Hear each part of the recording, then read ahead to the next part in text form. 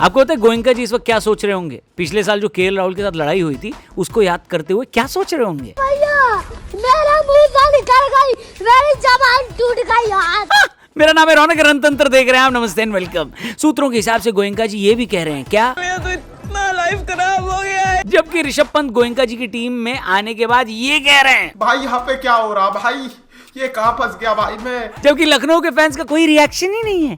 लखनऊ के फैंस वो हो चुके हैं जो मुन्ना भाई एमबीबीएस के आनंद भाई थे, यानी सब्जेक्ट कुछ भी महसूस नहीं कर पा रहा, क्योंकि सब्जेक्ट की टीम आईपीएल से बाहर होने वाली 5वीं टीम बन गई। लखनऊ वालों को लग रहा होगा इस टीम को सपोर्ट करने से अच्छा तो ये था कि हम लुलु मॉल जाकर एसी की हवा खा लेते। गजब बेइज्जती है।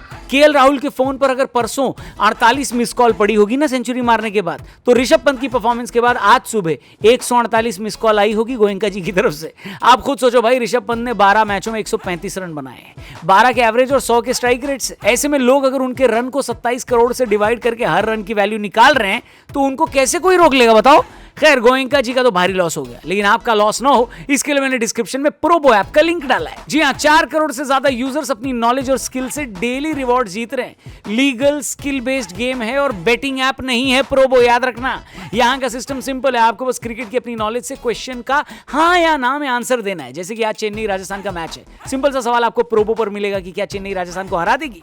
मैं तो अपनी एनालिसिस लगा के जवाब दे चुका हूं, अब आपकी बारी है। और सिर्फ कैश ही नहीं, प्रोबो पर चल रहा है बड़ा give away, iPhone, luxury cars और बाइक जीतने का मौका। जितना ज्यादा ट्रेड करोगे जीतने के उतने ज्यादा चांसेस। विनिंग को विड्रॉ करने का भी सिंपल तरीका, अपनी लिमिट के हिसाब से यूपीआई से डायरेक्टली अपने अकाउंट में विड्रॉ कर सकते हो। और हाँ, डिस्क्रिप्शन में जो लिंक दिया है वो स्पेशल प्रोबो लिंक है, उस पर क्लिक करके डाउनलोड करोगे तो मिलेगा साइन अप बोनस भी। तो जल्दी से जो आपकी क्रिकेट की नॉलेज है उससे प्रोबो पर रिवॉर्ड जीत डालो, क्योंकि आपको ये लखनऊ वाले थोड़ी ना हो कि नहीं जीतोगे। अबे साले, कल बेचारे लखनऊ वाले टॉस भी नहीं जीत पाए और पहले बैटिंग करने आना पड़ा, लेकिन मिशेल मार्श और मार्करम ने शुरुआत बढ़िया दे दी थी। एक वक्त पर उनको लगा होगा कि अच्छा ही हुआ टॉस हार गए। आप खुद सोचो, 10 ओवर में 115 की ओपनिंग पार्टनरशिप, इतनी बढ़िया पार्टनरशिप के बाद तो लखनऊ वालों को कम से कम 225 तो बनाने ही चाहिए थे। लेकिन पहले विकेट गिरने के बाद ऋषभ पंत ने सोचा कि बेस बना दिया गया है, खुद को प्रमोट करके फॉर्म में वापस आ जाता हूं। लेकिन ईशान मलिंगा ने कहा कि ऐसे कैसे बेन स्टोक्स, और उनकी शानदार कैच पकड़कर एक बार फिर उनको सिंगल डिजिट पर वापस भेज दिया। ऋषभ पंत के विकेट पर अब की बार गोयनका जी बनावटी हंसी भी हंस नहीं पाए और चुपचाप बालकनी से अंदर चले गए। हैदराबाद वालों ने यहां से बढ़िया कमबैक किया और टारगेट जो उनकी पहुंच से बाहर होता जा रहा था उसको निकोलस पूरन के थ्रेट के बावजूद वापस खींच लिया। जबकि कप्तान कमिंस से कैलकुलेशन मिस्टेक हो गई थी और उनका आखिरी ओवर नीतीश कुमार रेड्डी को देना पड़ गया। लेकिन इस ओवर में पूरन, शार्दुल ठाकुर और अब्दुल समद का विकेट आ गया। लखनऊ वाले 205 बना पाए। सच बताऊं तो 206 का टारगेट भी अच्छा था लखनऊ के ग्राउंड के हिसाब से। ऊपर से ट्रेविस हेड को कोविड हो गया था, इसलिए हैदराबाद को नई ओपनिंग जोड़ी के साथ आना था जो कि फेल हो गई। ऐसे में लखनऊ को ये वाला मैच जीत जाना चाहिए था यार। लेकिन लखनऊ की उम्मीद पर गन्ने का जूस फेरने आ गए शर्मा जी के लड़के अभिषेक।